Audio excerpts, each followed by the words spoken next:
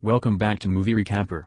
Today I will show you an adventure, comedy, crime film from 1994, named Baby's Day Out.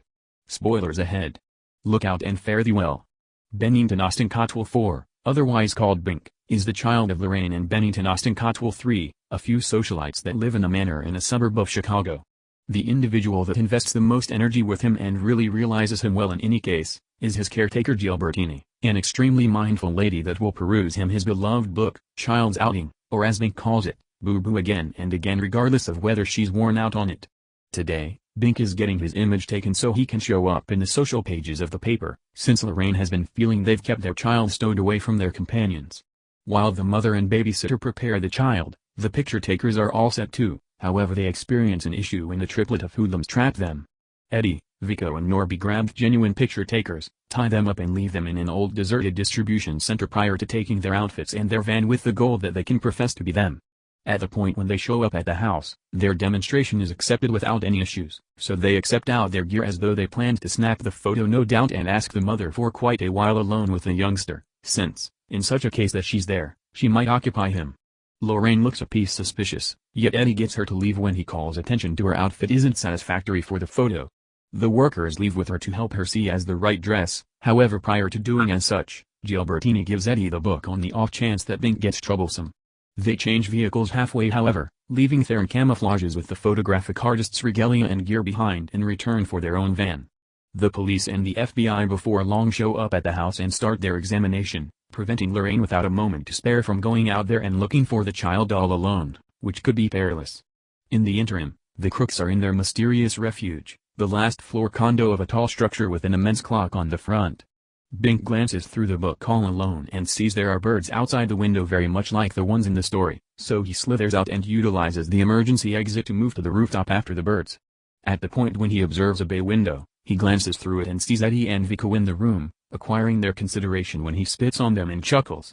The hoodlums alarm and follow him, just to observe him slithering on a wooden board to arrive at the other rooftop where the bird has traveled to. Eddie comes nearer to get him and turns out to be hit by the board when the shift of Bink's weight makes it go all over, and considering it to be hazardous, Vico discards the board after Bink comes to the opposite side, dispensing with the opportunity for them to follow him through a similar way. The triplet concludes that the rooftops are sufficiently close enough to one another to hop. Norby and Vico figure out how to get over, however Eddie is as yet woozy and falls on a backstreet dumpster. In the meantime, Bink advances inside the structure, arriving at a condo and figuring out how to pass on it when the proprietor makes the way for the postal carrier. They're too bustling conversing with one another to see him creeping around their feet until he arrives at the lift, which he rides to the ground floor before at long last leaving the structure. Norby and Vico salvage Eddie out of the garbage bin with perfect timing to see Bink get on a packed blue transport since it matches the one in the book, so they rush to get into their van and chase after him town. The transport driver sees them and drives from them, losing them for 2 or 3 squares until the threesome figures out how to track down a way back into the central avenue, halting the van directly before the transport when it stops to let a major woman out, who conveys a pack where Bink has crept into. Norby converses with the driver and gets some information about the child, yet the driver simply takes off. While he calls the primary office to check whether there are any reports of a missing child, the triplet sees the enormous woman stroll behind their van and notice Bink serenely sitting in her pack. She takes him with her and leaves him with different children subsequent to changing his diaper, however Bink escapes again by moving into another child's buggy when the mother comes to get her. In the city, a journalist is as of now covering his abducting on the news, and he slithers past her when he sees a taxi, which likewise helps him to remember his book. He makes the columnist drop her receiver and the cameras are on him briefly, enough so that the lawbreakers might see him on a shop's TV. They rush after him yet they don't make it on schedule. Bink slithers into the taxi and views at them through the window as the vehicle drives away. Meanwhile, the Cotwells get a call from a man professing to have seen the child and go look at it. The man focuses at a loft in the wake of getting some cash out of them, yet it was obviously completely false. It's an arbitrary child having a place with a totally decent lady. At the point when the taxi parks to drop off its travelers, Bink creeps out and sees the zoo across the road, which likewise is in his book. The crooks show up then, at that point, having followed the taxi with their van, and see him go across the road with next to no issues. They attempt to do likewise, however it's more hard for 3 developed men to be overlooked by the vehicles, so a vehicle winds up rolling over their toes, making them flee in torment and fall into a trench. After they get out, they enter the zoo and follow Bink's tracks on the soil that take them to the primate house, where Bink is cheerily sitting inside an enclosure with a gorilla.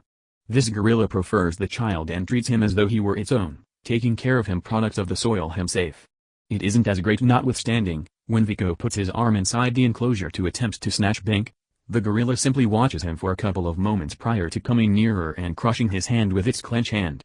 Their next thought is to utilize a mop they view as neighboring. Norby sticks its handle inside the enclosure and puts it through Bink's garments to get him. However, the gorilla rapidly notification and takes Bink back prior to hitting Norby with the mop. A while later, they trust that the gorilla will nod off, and presently it's Eddie's chance to attempt to get the child out. Right away, it appears to be he's effectively bringing Bink closer, yet the gorilla awakens, snatches Eddie, and angrily throws him against one more enclosure, subsequent to thundering all over. At that point, the zoo opens the rear of the gorilla's enclosure so it tends to be in the external region for some time, offering Bink the chance to securely get away. While the Cotwells observe Bink's image on the paper, yet not in the manner they needed, Bink hangs out in the recreation area, observing the wide range of various children play and have a good time.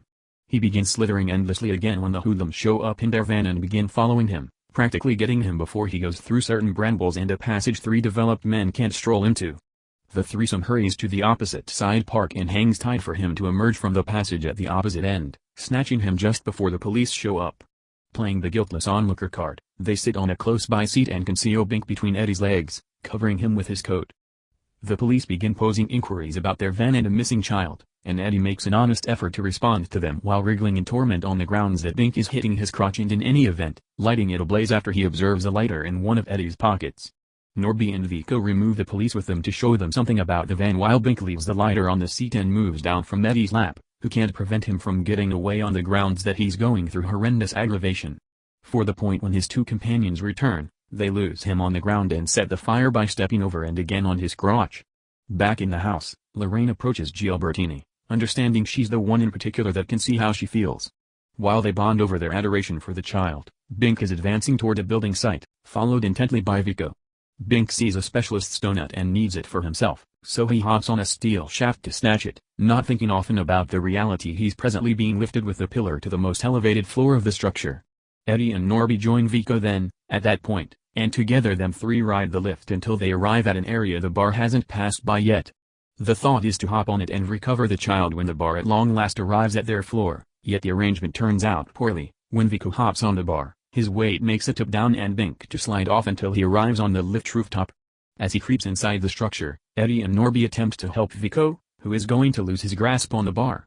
Norby attempts to get him to bring him back inside, yet he slips and winds up hanging misguided with him briefly before he loses his hold and falls on top of a few wooden loads up. This development is to the point of giving the steel shaft a push, and Vico figures out how to bounce once again into the structure, arrival on top of Eddie. Norby isn't really fortunate, however, he sneaks off the wood just to arrive on another steel shaft prior to falling again and arriving inside a tank of wet concrete. Eddie and Vico attempt to chase after Bink while keeping away from the laborers, however Vico does just as Norby does, he attempts to hop back on the lift, yet he hits his head 2 or multiple times and in his discombobulation, he winds up tumbling off the structure and arriving in a dumpster. It's up to Eddie now. He comes staggeringly near Bink and is going to get him, yet he slips on some slobber the child has dropped, making him fall and hit his head with a mallet. At the point when he attempts to get up, he clutches a draping rope for help, however pulling it demonstrates an error when it turns over a tank that showers Eddie with stick. This dials back his strolling since he can scarcely make a stride without slipping, and it gives Bink sufficient opportunity to slither away and get onto a moving stage that brings him back down. Frantic, Eddie sees the moving snare of a crane and hops on it, figuring it will likewise be brought down to the ground. However, right now, the laborers arrive at the finish of their day and leave the site, so Eddie winds up stuck on the crane watching the nightfall. One of the laborers sees Bink creep out of the building site, however the thought is so silly he pins it on his creative mind. The lawbreakers abandon the child and choose to get back. The FBI visits the Cotwells to advise them regarding every one of the spots where Bink has been seen as the day progressed. Gilbertini promptly draws an obvious conclusion and understands he's after the excursion of the book, so the last spot he'll visit must be the old fighter's home. The family and the police get there and viably observe him among the older, who are singing a tune for him. When the family has rejoined, they generally get back in the vehicle along with the FBI specialists, and when they pass through the throughway, Bink perceives the structure he had been kept at due to the clock outside. He begins pointing at it and referring to it as Boo-Boo, which shows the grown-ups his book is there. The FBI pivots and in the wake of calling for fortifications, they encompass the structure and request the crooks to give up and return the book. 4 has no other decision except for to throw at them the book through the window before he and his mates set their hands on their heads, holding on to get captured. At the point when the family gets back, they follow the closure of the book, which comprises of taking care of the child. When his folks are concealed, Bing goes to his racks and picks his next top choice, baby's trip to China.